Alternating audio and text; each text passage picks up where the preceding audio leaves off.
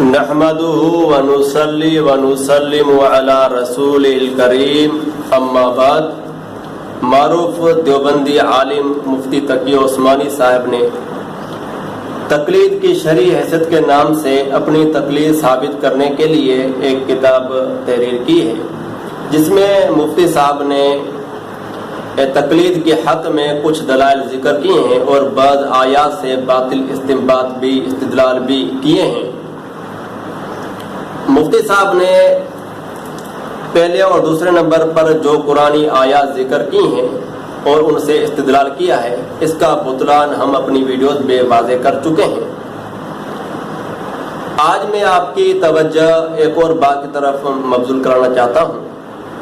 وہ بات یہ ہے کہ مفتی صاحب کا ان دونوں آیات سے جو استدلال تھا وہ لفظ اولی الامر سے تھا کہ اولی الامر کی اطاعت کرنے کا اللہ رب العزت نے حکم دیا ہے اور اس سے مراد علماء ہے۔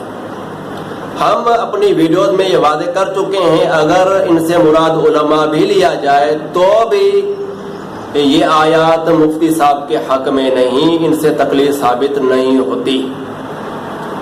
لیکن یہاں پر مفتی صاحب یہ کہہ رہے ہیں کہ راجح یہ ہے کہ اولی الامر سے مراد علماء ہیں، اولا یہ ہے، اسی کتاب میں یہ کہہ رہے ہیں، لیکن دوسری کتاب میں اس بات کی تردید کر رہے ہیں، وہ آپ کے سامنے میں واضح کروں گا۔ اب پہلے آپ اس کتاب کی عبارت پر توجہ کریں۔ تقلید کی شرعی حیثیت ہے۔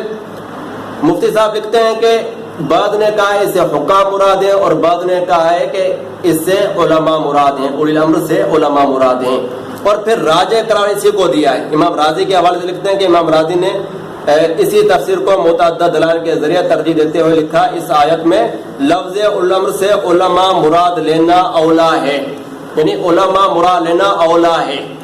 اولا یہ بات ہے کہ اولی الامر سے مراد علماء ہیں۔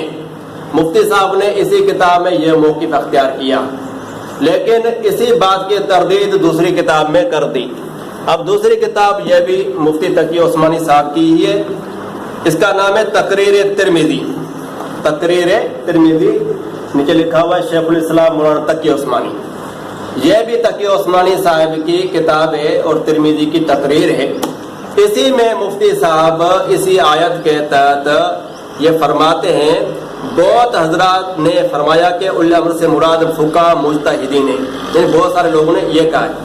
اگر یہ تفسیر مراد لی جائے تو پھر زیر بحث مسئلہ میں اس آیت سے استدلال درست استدلال نہیں ہو سکتا، لیکن دوسری طرف بہت سے مفسرین نے فرمایا کہ اولی الامر سے مراد حکام ہیں، چاہے وہ حکام مجتہد ہوں چاہے یا غیر مجتہد ہوں، دونوں داخل ہیں، لہذا اس آیت کی وجہ سے ان کی اطاعت واجب ہوگی۔ راجح تفسیر یہی ہے۔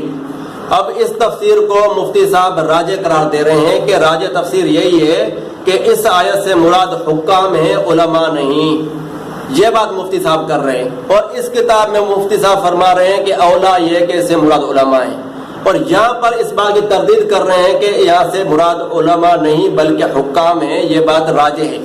پھر راجح ہونے کی وجوہات بھی بیان کر دیں، دلائل بھی ذکر کر دیے، فرمایا اور اس تفسیر کے راجح ہونے کی دو وجہ ہیں، ایک یہ کہ اس تفسیر کو اختیار کرنے والے مفسرین کی تعداد زیادہ ہے، یعنی اولی الامر سے مراد حکام ہیں، اس بات کو بہت سارے مفسرین نے اختیار کیا، ان کی تعداد زیادہ ہے۔ دوسری وجہ یہ ہے کہ متعدد احادیث سے اس تفسیر کی تائید ہوتی ہے، یعنی اللہ کے نبی کے بہت سارے ایسے فرامین موجود ہیں، اللہ کے نبی کی حدیثیں موجود ہیں جن سے اس بات کی تائید ہوتی ہے کہ اولی الامر سے مراد حکام علماء نہیں، یہ بات مفتی تقی عثمانی صاحب کہہ رہے ہیں۔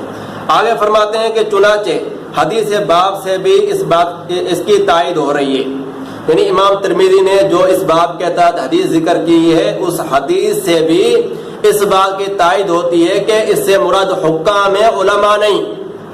آگے کہتے ہیں اور بعض روایت سے معلوم ہوتا ہے کہ صحابہ کرام نے اس آیت کو حکام کی اطاعت پر معمول کیا ہے، یعنی صحابہ کرام کا فہم بھی یہی ہے، صحابہ کرام نے بھی یہی سمجھا ہے کہ اس آیت سے مراد اولی الامر سے مراد حکام ہے، صحابہ کا فہم ہے، یہ بات مفتی تقی عثمانی صاحب کہہ رہے ہیں۔ آگے فرماتے ہیں ان سے اس کی تائید ہوتی ہے، لہذا زیادہ راجح تفسیر یہی ہے، زیادہ راجح تفسیر یہی ہے کہ اس سے مراد حکام ہے، جبکہ اس کتاب میں مفتی صاحب کہہ رہے ہیں کہ اس سے مراد علماء ہے، یہ بات اولا ہے، اور یہاں پر کہہ رہے ہیں کہ اس سے مراد حکام ہے، علماء نہیں ہے۔ زیادہ راجع تفسیر یہی ہے کہ اس سے مراد حکام ہے. دیکھیں کتنا بڑا تناقض ہے. اور مقلد کی سب سے بڑی علامت یہی ہے کہ وہ تناقضات کا شکار ہوتے ہیں. ایک جگہ ایک بات لکھ جاتے ہیں، دوسری جگہ اس بات کی تردید کر دیتے ہیں. یہاں پر مسئلہ تقلید تھا، تقلید ثابت کرنی تھی، اس لیے علماء مراد لینا مفتی صاحب کی مجبوری تھی، اس لیے لیا. لیکن یہاں پر ایسا کوئی مسئلہ نہیں تھا تو مفتی صاحب نے اس بات کی تردید کر دی، اس بات کی تردید کر دی اور پھر دلائل ذکر کر دیے کہ اس سے حکام مراد ہیں.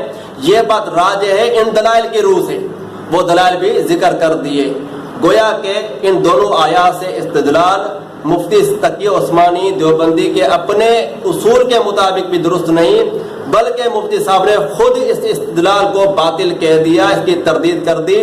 اس کا بطلان مفتی صاحب نے خود واضح کر دیا. اللہ رب العزت سے دعا ہے کہ ہمیں حق و سچ قبول کرنے کی توفیق دے. ھذا ما عندی واللہ اعلم.